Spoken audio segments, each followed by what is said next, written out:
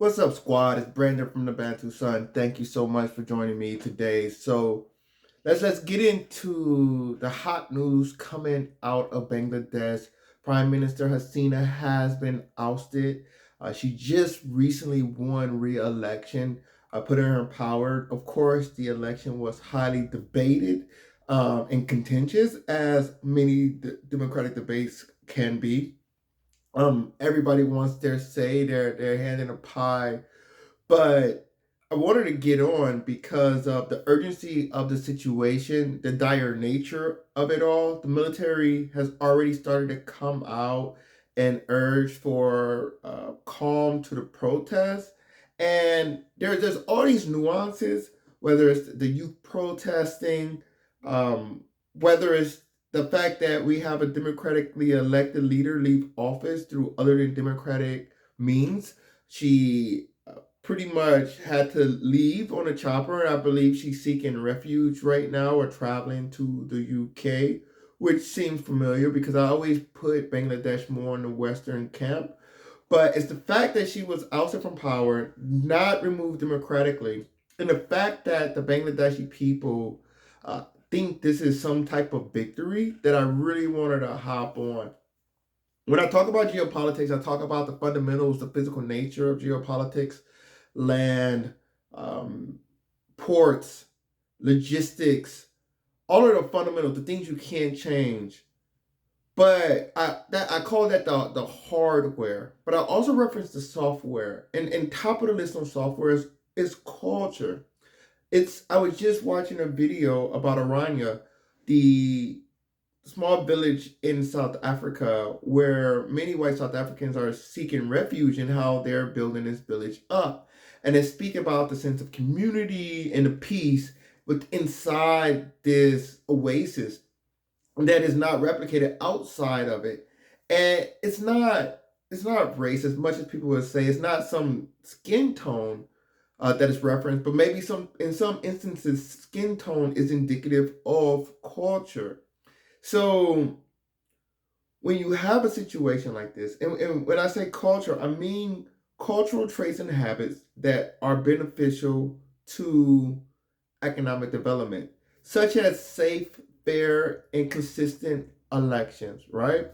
A country that is able to manage its leaders more fluidly without the great political turmoil that we're seeing occur in Bangladesh are more likely to be more sustainable and trustworthy for investments throughout the long term.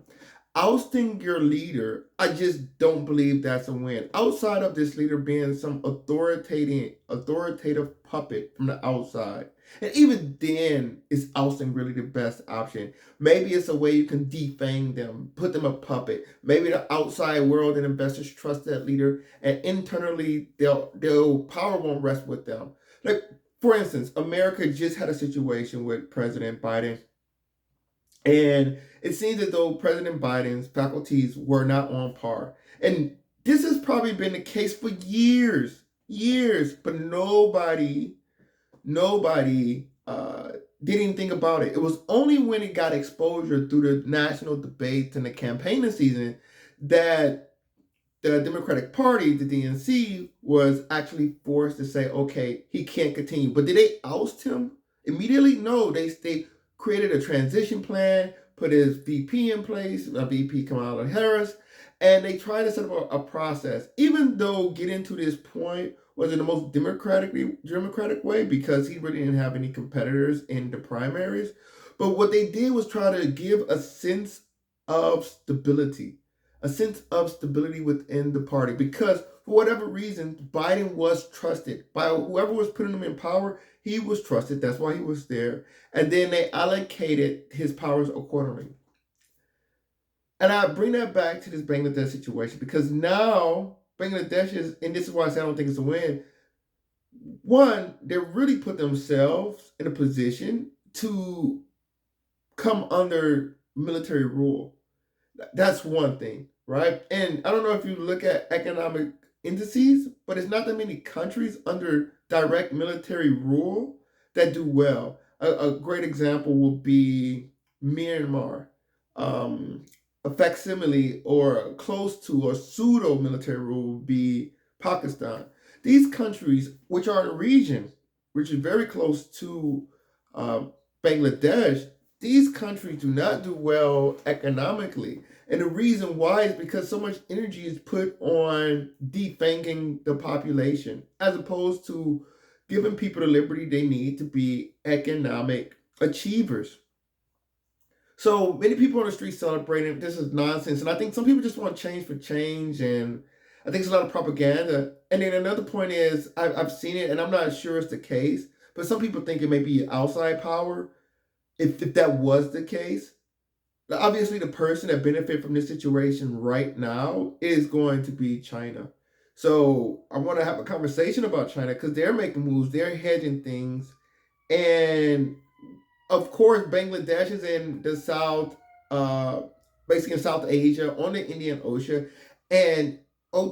and China has to balance out its risk on the southeast east. China is a one ocean facing country. It only looks east. It doesn't have two oceans like the United States.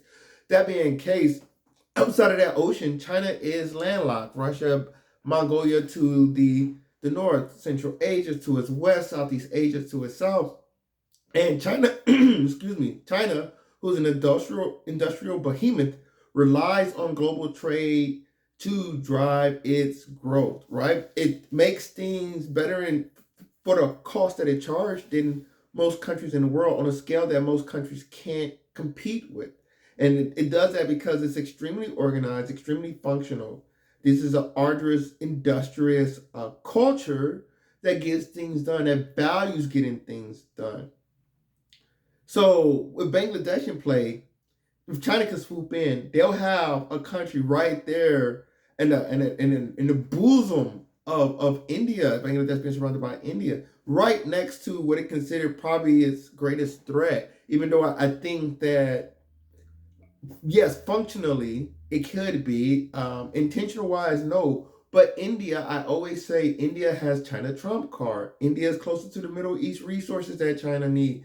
Indian has is right there sitting on China sea lanes. So India is a very strong threat. I always saw Bangladesh as independent, being able to utilize its massive workforce to basically partner with capital rich Western nations. And in Bangladesh, for the last few years, have been one of the top GDP per capita growers in the world. The growth under this prime minister has been phenomenal. So, as I say, I think this is really just a sad day for those of us that believe in economic development, those that believe in the growth of people, because Bangladesh, a country that is smaller than Tunisia.